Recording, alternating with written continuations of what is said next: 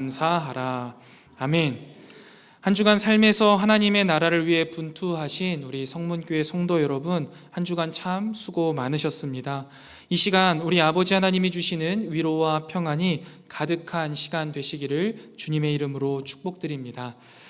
우리 성문교회 성도님들과 애정하는 카리스 청년부와 함께 하나님의 말씀을 나누고 또 함께 기도할 수 있어서 참 행복한 금요일 밤입니다. 여러분도 다 그러시죠? 우리 옆에 계신 분들과 이렇게 인사하겠습니다. 아름다운 밤이에요. 아름다운 밤입니다. 오늘 금요기도회 조금 특별하시죠? 왜냐하면 개인적으로 생각하기에 우리 성문교회의 좌심실을 맡고 있는 우리 카리스 청년들의 여름 수련회 시작 집회이기 때문입니다. 그래서 오늘 보시면 다른 금요 기도회와는 다르게 분위기가 많이 밝아졌습니다. 그렇죠? 네. 그래서 이제 이후에 설교 시간 이후에도 우리가 함께 기도할 건데요. 우리 성문교회를 힘있게 움직이는 심장과 같은 이 청년들을 위해서 힘에 지나도록 기도해 주시기를 부탁드립니다.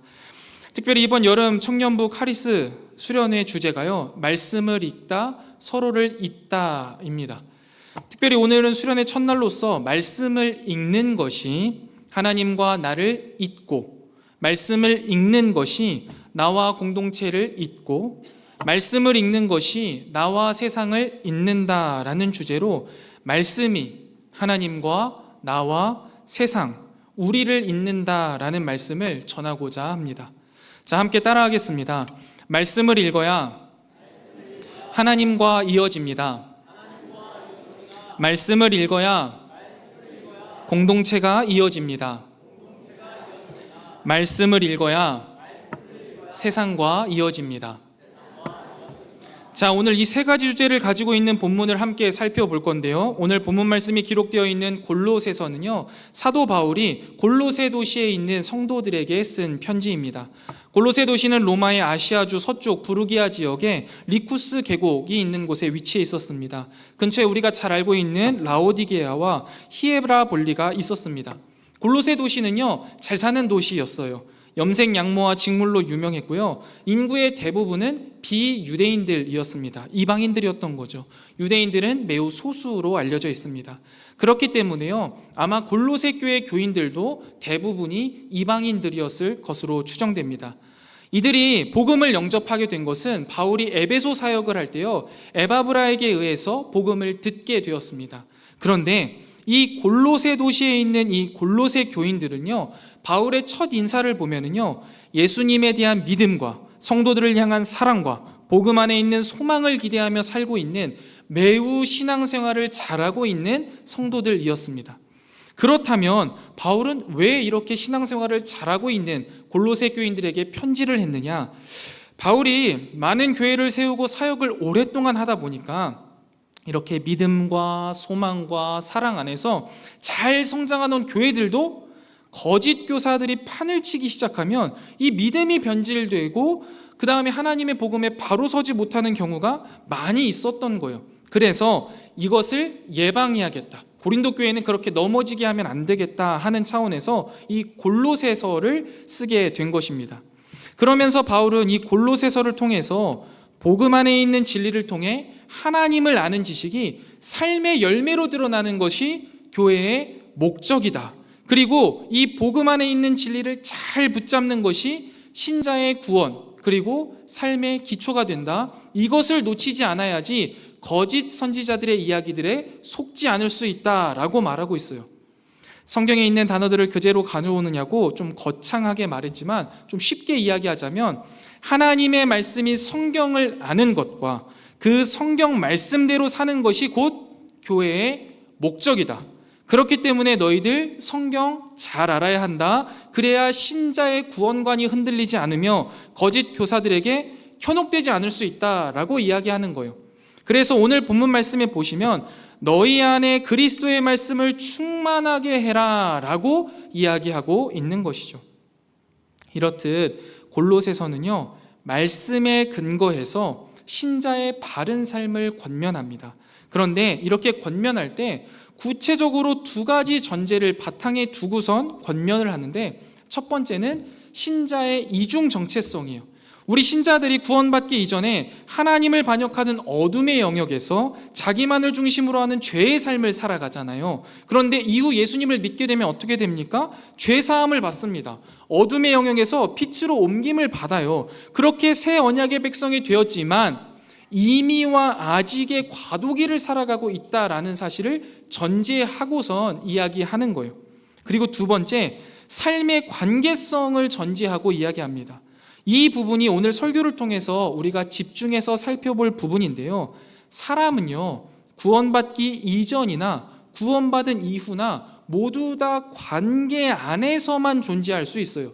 사람이라는 건 그런 존재이거든요. 그런데 구원 이전의 그 관계성은요, 오직 자기 중심적인 관계성에 집중해 있습니다. 그런데 구원 이후의 관계성은요, 하나님께 집중하게 되어 있어요. 그분이 귀히 여기는 사람, 그분이 만드신 세상과의 관계를 중시하면서 살아가게 된다라는 거죠. 그래서 구원 이전의 삶은 오직 자신의 유익과 만족을 위한 관계성을 가졌다라고 한다면, 구원 이후의 삶의 관계성은 하나님을 기준으로 다차원적인, 다각도적인 관계성이 생기게 된다라는 말입니다. 결론적으로 이 골로새서를 통해서 바울이 조언하고 싶은 것은, 신자의 삶은 이미와 아직의 시기를 따라 이중 정체성으로 살아가는 것인데, 구원 이전에 집중했던 세상에서 자기 자신을 위해서 살았던 삶 대신에 다른 관계성, 새로운 관계성을 추구하며 하나님의 뜻을 따라 살아가는 것이다 라는 것을 이야기하는 거예요. 그렇다면 여러분, 이전과 다른 신자의 관계성이 무엇이냐를 이제 골로새서에서 쭉 이야기하는데요. 3장부터 4장까지 쭉 풀어서 이야기해요. 여기에는 개인의 거룩함, 교회 성도들과의 관계, 가정 내 여러 관계, 교회 밖 믿지 않는 사람들과의 관계 모두를 포함하고 있습니다. 즉 신자의 관계성은요, 나와 하나님, 그리고 공동체, 또 세상과의 관계를 포함한 이 다차원적인 관계 요소를 포함하고 있다라는 것이죠. 자, 여기까지가 골로새서 전반에 대한 이야기입니다. 복잡할 수 있으니까 정리하고 넘어가 볼게요. 사도 바울이 골로새서를 쓸 당시 골로새 교회는요, 믿음 안에 신앙이 잘 자라고 있는 교회였습니다. 이런 골로새 교회가 믿음 안에 더욱 잘 성장하고 거짓 교사들에게 휩쓸리지 않기 위하여서 사도 바울이 말하고 싶었던 건 뭐예요? 이미와 아직의 긴장 가운데에 신자가 하나님의 뜻을 따라 세상과 다른 관계성을 가지고 살아가라 라고 촉구하고 있는 겁니다. 그리고 이러한 신자의 관계성이 뭐예요? 하나님과 개인, 개인과 공동체, 그 개인과 사회, 이 관계로 펼쳐지게 되는 겁니다. 여기까지 오는데 조금 시간이 걸렸지만 이제 머릿속에 딱 한 가지를 기억하시면서 설교를 따라오시면 되겠습니다. 그게 뭐냐면 바로 관계성이라는 단어입니다. 그러면 도대체 이 바른 관계성이 무엇이냐? 성경이 말하는, 그리고 이 바울이 말하는 바른 관계성이 무엇이며 어떻게 가질 수 있는가라는 이 질문을 가지고 이 설교를 쭉 따라와 주시면 되겠습니다. 오늘 본문 말씀 골로새서 3장 16절 17절을 보면은요, 신자의 삶 안에서 새로운 관계성을 가지고 살아갈 수 있도록 우리를 이어주는 것이 바로 그리스도의 말씀이다라고 이야기하고 있어요. 그리스도의 말씀만이 우리 신자들에게 새로운 관계성을 가지고 살아가게 한다라는 이 말씀에 우리는 아멘으로 화답해야 하는 것이죠. 그렇다면 말씀이 어떤 새로운 관계성을 갖게 하는 것입니까? 아까 계속해서 말씀드렸다시피 구원받은 신자에게는요, 그 그리스도의 말씀을 통해 새로운 관계성이 열리되 세 가지로 열립니다. 첫 번째는 나와 하나님과의 관계성, 두 번째는요, 나와 공동체와의 관계성, 세 번째는요, 나와 세상과의 관계성, 이렇게 크게 세 가지로 나뉜다라는 거예요. 하나하나 차근차근 살펴볼 건데요. 첫 번째입니다. 구원받은 신자가 그리스도의 말씀을 통해서 가장 먼저 경험하는 새로운 관계성이요, 바로 하나님과의 관계성입니다.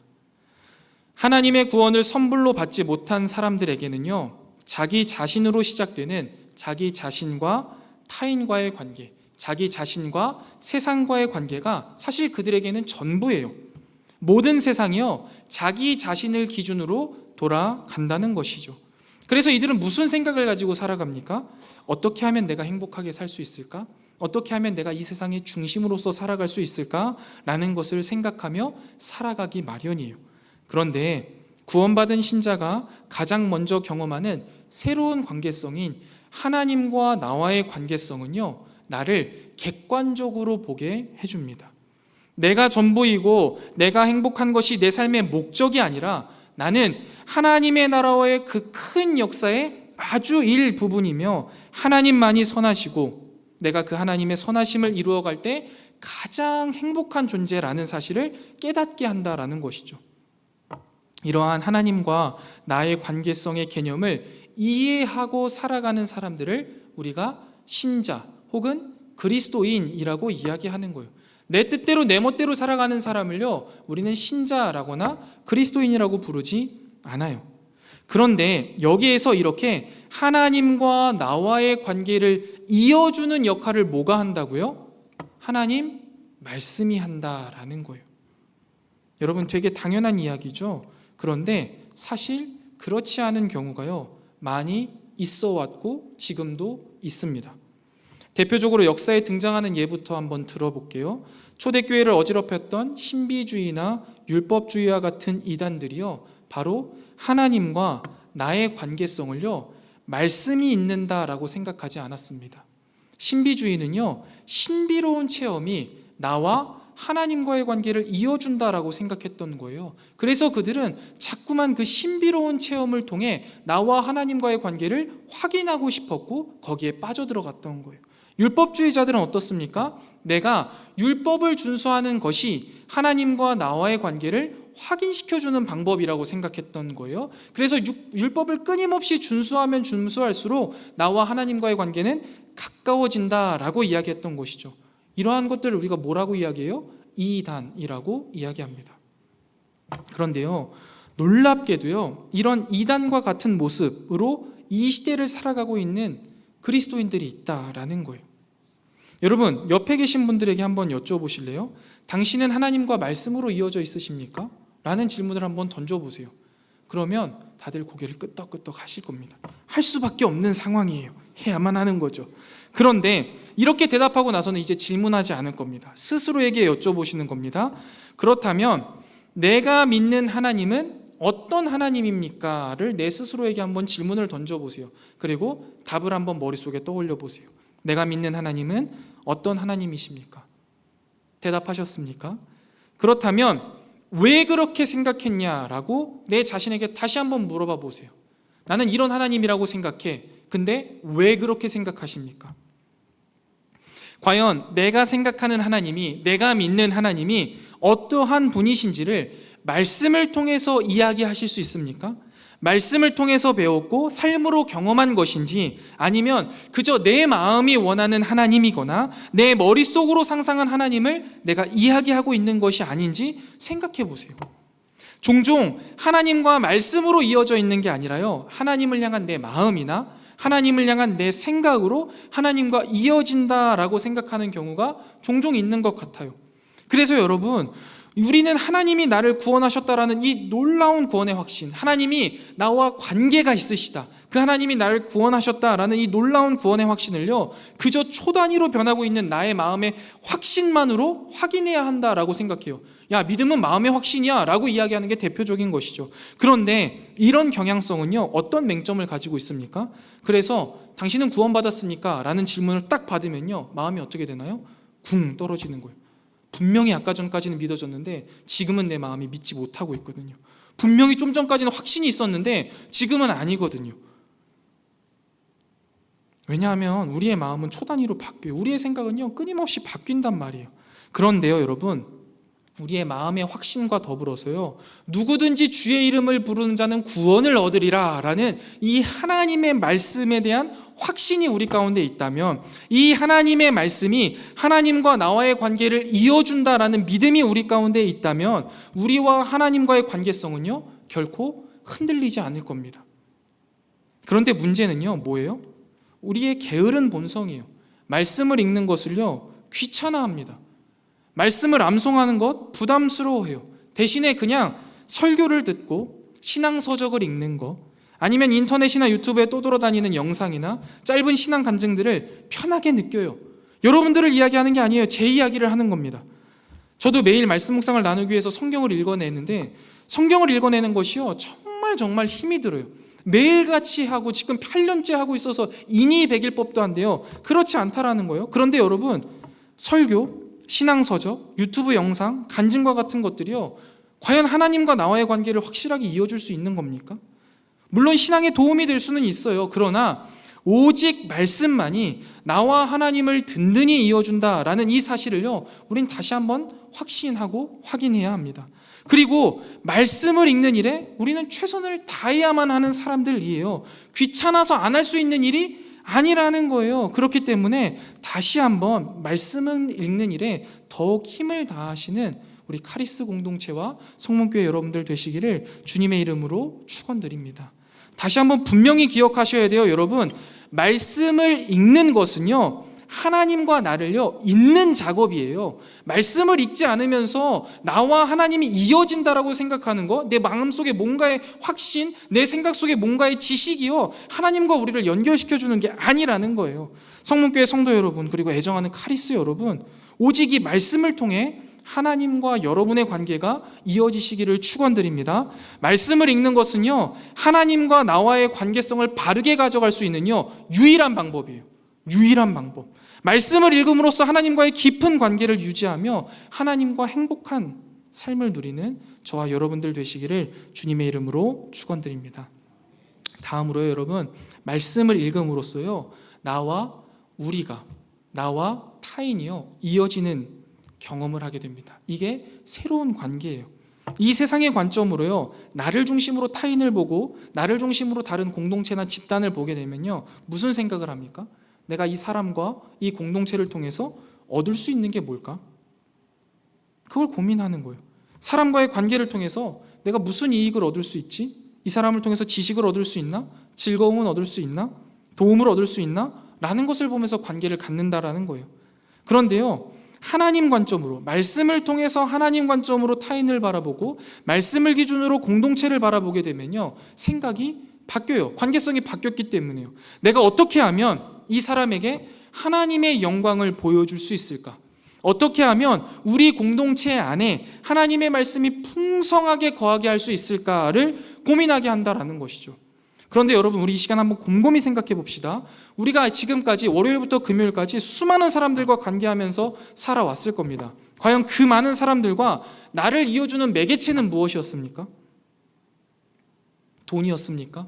아니면 회사라는 어떤 한 형태입니까? 아니면 뭔가 갑과 을의 관계라는 겁니까? 그래서는 안 되는 거예요. 신자라고 한다면 우리는 하나님의 말씀으로 사람과 사람의 관계가 이어져 있어야만 한다라는 것이죠. 먼저 가장 가까이 있는, 지금 당장 내 옆에 있는 지체 얼굴 한번 보실래요? 이 사람과 말씀을 통해 이어져 있다라고 생각하십니까? 지금 부부들끼리 앉아 계신 분들조차도 갑자기 웃음이 나오는 이유는 무엇입니까? 여러분, 내 옆에 앉아있는, 지금 우리가 함께 믿는다라고 고백하며 성도라 부르는 사람들과도요, 말씀으로 이어져 있지 않은 게 우리의 지금 모습이에요. 부부잖아요. 하나님의 말씀 안에서 내가 아름다운 가정을 이루어가겠습니다, 한 몸이 되었습니다 라고 고백하는 부부끼리도 말씀으로 이어져 있지 않는 이 상황, 너무나 슬픈 현실 아니겠습니까? 여러분, 우리는요, 우리와 서로를 이어가는 데 있어서 가장 중요한 게 하나님 말씀이라는 사실을 잊어서는 안 돼요. 함께 밥 먹는 거 필요하죠. 함께 세상 사는 이야기를 하는 것도 매우 필요한 일입니다. 그러나 모든 관계 속에요, 중심이 되어야 하는 것, 우리가 결코 놓치지 않아야 하는 건 뭐예요? 하나님 말씀이라는 거예요. 이것이 새로운 관계성을 가지고 사는 그리스도인의 삶인데요, 우리가 이것을 얼마나 인지하고 있습니까? 우리가 이것을 놓치는 순간요, 우리가 가지고 있어야 하는 나와 우리 공동체와의 관계성이요, 세상의 것과 별반 다를 것이 없어지게 되는 거예요. 그것은요, 여러분, 꼭 우리가 신자들 간의 관계만 이야기하는 게 아니에요. 내가 하나님을 믿지 않는 사람과 관계할 때도 마찬가지의 경향성을 띄어야 되는 거예요. 내가 그들을 향하여서 하나님의 말씀을 기준으로 대하는 게 필요합니다. 그래서 여러분, 우리가 아무리 교회 안에서 만난다라고 할지라도요, 그 안에 하나님의 말씀이 없다라고 한다면요, 그 관계는요, 세상의 관계와 같을 뿐인 거예요. 그냥 장소만 교회에서 만난 거예요. 그리고 세상에서 만나는 그 수많은 사람들과 별반 차이 없는 관계가 되어버리는 거죠. 사역을 하다 보면요, 여러 성도님들과 교제를 하게 되잖아요. 그런데 이 교제 안에요, 하나님의 말씀으로 이어지지 못하는 경우들이 종종 발생해요. 초신자들의 경우를 제외하고 이렇게 말씀으로 이어지지 못하는 관계가 되는 경우는요, 크게 두 가지인 것 같아요. 오랫동안 신앙생활을 하고 나름대로 교회에서 봉사활동도 했지만, 교회에서 여러 가지 활동도 하지만 말씀이 이어주는 관계의 기쁨을 경험하지 못한 경우가 첫 번째고요. 또 다른 경우는 말씀이 이어주는 이 기쁜 관계는 경험했는데요, 그 관계를 위하여서 말씀을 내 안에 충만하게 하기를요, 계속해서 미루고 있는 경우에 이 발생하는 거예요. 직설적으로 말하기 껄끄러워서 빙빙 돌려서 말했지만요, 쉽게 말하자면 뭔지 아세요? 말씀을 읽지 않는 성도님들과 교제하면 하나님의 말씀으로 이어지지를 못합니다. 근데 이러한 경우 사역자 입장에서는요, 그 관계가요, 매우 불안정하게 느껴져요. 늘 불안해요. 그 성도를 떠올리면 마음이 불안해. 언제 넘어질까? 언제 시험 들까? 불안해서 늘 기도가 나와요. 깊은 관계로 나아가지 못해요. 수박 겉핥기식의 교제가 되곤 한다라는 거예요. 근데 사역을 제가 처음 시작했을 때는요, 이런 경우에 그래도 사람적으로라도, 인간적으로라도 친해지면 괜찮겠지라는 생각을 했어요. 그래서 더 자주 만나요. 밥을 먹고 세상 이야기들을 해요. 의미 없는 농담들 툭툭 던져가면서 즐거운 시간을 많이 가져요. 그러면 굉장히 가까워집니다. 그래서 뭔가 괜찮은 관계가 된 것 같아요. 그런데 문제는 뭔지 아세요? 작은 시험이 찾아오면요, 여지없이 관계가 깨져버립니다. 이게 특이하게도 사역자와 성도의 관계는요, 말씀이 기초되지 않으면요, 금방 깨져버리더라고요. 그러면서 참 가슴 아픈 경험들을 많이 했어요. 그런데 여러분, 반대의 경우도 있더라고요. 실제로 함께하는 시간이 많지 않아요. 막 그 사람과 몇 시간을 앉아서 대화하거나 뭐 그런 적 아니거든요. 그런 거 아니에요. 밥을요, 먹은 것도 몇 번 되지 않아요. 그런데 함께 말씀을 읽어가고 있고요, 그 말씀에 대한 이야기들을 종종 나눕니다. 그리고 그 말씀대로 살아가는 삶이 참 힘들다고, 그런데 그 가운데에서도 하나님이 함께 하시는 그 은혜가 너무나 크다라고 몇 마디 이야기를 나누는데요, 그 몇 마디의 말 속에 우리가 정말 하나님 안에서 하나가 되고 있음을 느껴요. 그리고 실제로 그 사람과의 관계는요, 괜히 이 교역자 마음속에 든든합니다. 그리고 실제로도요, 그런 사람들은요, 삶의 여러 어려움들과 문제 가운데에서요, 말씀으로 넉넉히 이겨내는 것들을 보게 되더라고요. 그리고 그 관계가 든든하게 계속돼요. 여러분, 우리 안에요, 충만한 말씀으로 서로가 서로에게 이어질 때 비로소 나와 우리를 이어주는 새로운 관계성이 생기는 거예요. 말씀을 읽을 때요, 우리 안에 관계가 이어지게 된다라는 것이죠. 저희 교회에서 매년 진행되는 말씀 묵상 교육 다들 아시죠? 이 과정 이수하신 분들을 기수별로 나누어서 밴드를 만들어 드렸어요. 5기까지 진행되었는데 한 120여 분 계시거든요. 밴드를 통해서 제가 매일 말씀 묵상을 나눠요. 그러면 그 밑에 성도님들이 각자 말씀을 묵상하고 느낀 것들을 나누어 주십니다. 그런데 제가 이 밴드에서요, 놀라운 것들을 봐요. 뭐냐면 같은 셀도 아니에요. 전혀 일면식도 없는 사람들이었어요. 그런데 이 밴드를 통해서 말씀을 나누다가 말씀대로 사는 삶이 참 어렵고 힘들다라는 말의 내용을 남겼습니다. 그런데 다른 성도님들이 그걸 보시고 거기에 대해서 위로하고 격려하고 공감하는 거예요. 저도 참 힘들더라고요. 저도 그 나이 때 애 키우는 게 참 힘들더라고요. 그런데 이렇게 하나님 앞에 기도하면서 이겨냈습니다 하는 것들을 이제 써주시고, 그것들이 계속 피드백이 되다 보니까 전혀 모르던 사람들, 얼굴도 한번 보지 않던 사람들이요, 하나님의 말씀 안에 하나가 되는 경험들을 그 가운데에서 보고 있어요. 여러분, 무엇을 이야기하는 겁니까? 말씀이 우리 안에서 나눠질 때요, 하나님께서 우리에게 주시는 새로운 관계성이 열리는 거예요. 그리고 그것이 그리스도인 안에서 꼭 있어야 하는 관계성이라는 것이죠. 다른 게 아니에요. 우리 안에 기필코 놓치지 않아야 할 것은 하나님의 말씀을 읽고 나누는 일이라는 것이죠. 성목교회 성도 여러분, 카리스 여러분, 다른 게 아니에요. 우리 가운데 하나 될 수 있는 방법은 다른 게 아니라는 거예요. 열심히 놀러 다닌다고요? 많은 이야기를 나눈다고요? 아니에요. 우리 가운데 하나님의 말씀이 읽혀지고 그 말씀이 충분히 나눠진다라고 한다면 우리는 감히 세상이 이해할 수 없는 그 친밀한 관계가 우리 가운데 생길 것이고요. 이 말씀을 통해 나와 우리가 하나가 되는 아름다운 경험을 누리게 될 것입니다. 이것을 경험하는 저와 여러분들 되시기를 주님의 이름으로 축원드립니다. 마지막으로요, 우리가 말씀을 읽을 때 이어지는 건 뭐냐면 우리와 세상과의 관계입니다. 이 세상의 관점으로 세상을 바라보면 마찬가지예요. 어떻게 하면 이 세상을 이용할 수 있을까라는 고민을 해요. 자기 중심적으로 이기적인 생각들로 이 세상을 보게 됩니다. 그리고 실제로 그렇게 세상을 이용하는 사람들이 돼요. 그런데 하나님은 우리에게 이 세상에 대해서 뭐라고 말씀하십니까? 이 세상을 변화시키라, 정복해라, 다스리라 라고 말씀하시죠. 이 세상은요, 우리가 이용하거나 배척해야 할 대상이 아니라 변화시키고 다스려야 할 대상이라고 분명히 말씀하시잖아요. 말씀을 읽음으로써 이 세상이 우리가 변화시키고 우리가 잘 다스려야 되는 대상이라는 것을 우리가 인지하게 되면요, 세상을 대하는 우리의 태도가 확 달라지게 되는 거예요. 이 세상을 위해서 내가 해야 할 마땅한 것들을 하게 되는 것이죠. 가난한 자들이 있다면 내가 가진 것을 내어줍니다. 힘이 없는 자들에게 내 작은 손길을 내밀어 주게 돼요.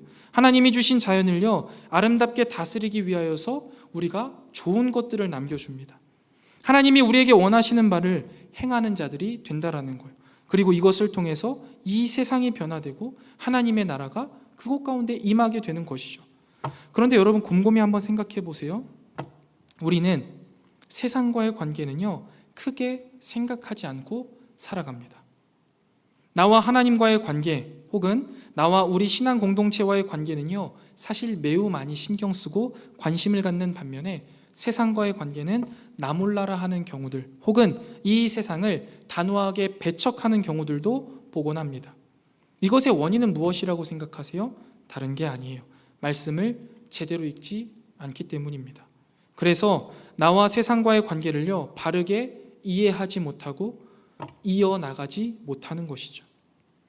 사랑하는 성목교회 성도 여러분, 카리스 여러분, 말씀을 읽을 때요, 이 세상과 우리는 이어집니다. 그리고 그때 비로소 세상을 위하여서 우리가 마땅히 해야 할 것들을 깨닫게 돼요. 그리고 세상을 변화시키는 일에 우리가 쓰임받게 됩니다. 그러니 이 말씀을 읽는 일을 우리는 결코 게을리해서는 안 되는 것입니다. 말씀을 읽는 것이 나와 세상의 관계를 이어준다라는 사실을 기억하시면서요, 오늘도 말씀을 통해 이 세상의 아픔을 공감하시고 그 아픔을 치료하는 역할을 잘 감당하는 저와 여러분 되시기를 주님의 이름으로 축원드립니다. 자, 여기까지의 말씀을 한번 정리해 보겠습니다. 여러분, 성경 말씀을 읽는다라는 것은요, 성경책을 읽는 것이 아니에요. 말씀을 읽는다라는 것은 곧 하나님과 나와의 관계를 잇는 것입니다. 말씀을 읽는다는 것은요, 곧 나와 공동체의 관계를 잇는 거예요. 말씀을 읽는다는 것은요, 곧 나와 세상을 잇는다라는 거예요. 그렇기 때문에요, 말씀을 읽는 것은요, 우리 그리스도인들에게 그 무엇보다 가장 중요한 일일 수밖에 없는 겁니다. 그런데 마지막으로요, 그렇다면 이 말씀을 읽을 때 어떻게 읽을 것이냐, 그리고 이 말씀을 어떻게 대할 것이냐를 말씀드리고 설교를 마치려고 합니다. 오늘 본문에 답이 있는데요, 우리 16절 말씀을 다시 한번 함께 힘차게 읽어보도록 하겠습니다. 16절 말씀입니다. 함께 읽겠습니다. 시작.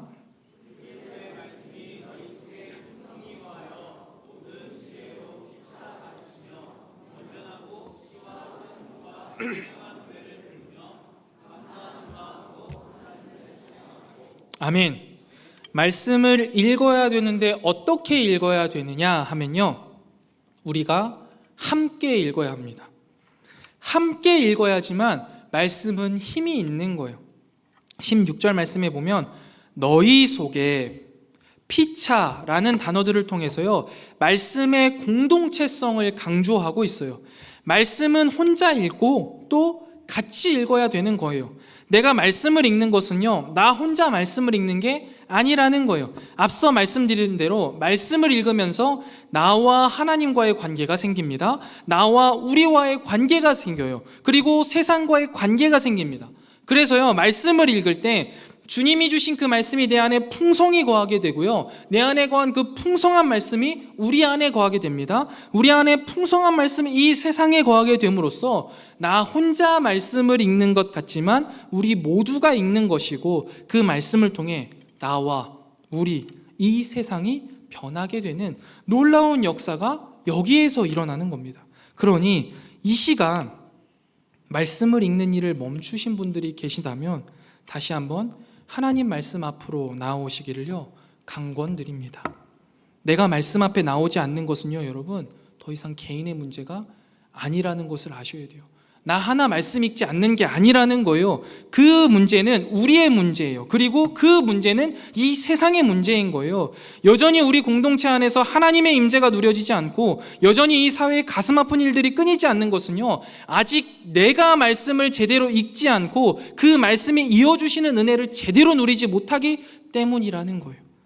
나 하나 말씀을 읽지 않는 문제가 아니라는 겁니다. 그러니 아직 말씀 앞에 나오지 않은 분들이 계시다면 이 시간 마음에 굳은 결심을 하시고 부디 하나님 말씀 앞으로 나오시기 바랍니다. 그래서 그 말씀이 나와 하나님을 이어주고 우리를 이어주고 세상을 이어주는 놀라운 역사를 함께 경험하는 우리 성문 공동체 되기를 주님의 이름으로 축원드립니다.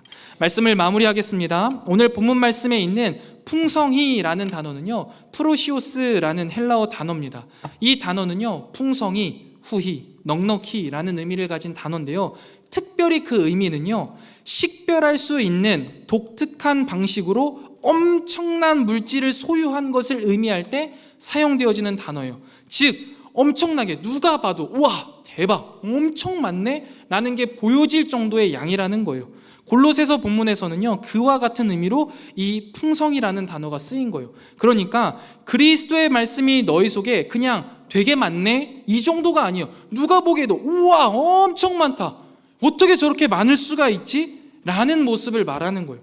그래서요, 저는 우리 성문 공동체 안에 그리고 카리스 공동체 안에요, 이 그리스도의 말씀이요 풍성하게 거하게 되기를 소망합니다. 그 누가 봐도, 하나님이 보실 때에도, 서로가 서로를 볼 때에도, 세상이 우리를 볼 때에도요 너무나 특별할 정도로 엄청난 말씀이 우리 안에 거하는 공동체가 되기를 소망합니다. 그러려면 어떻게 해야 될까요? 내가 읽어야 합니다. 하나님의 말씀을요 오늘부터 내가 읽기 시작해야 합니다.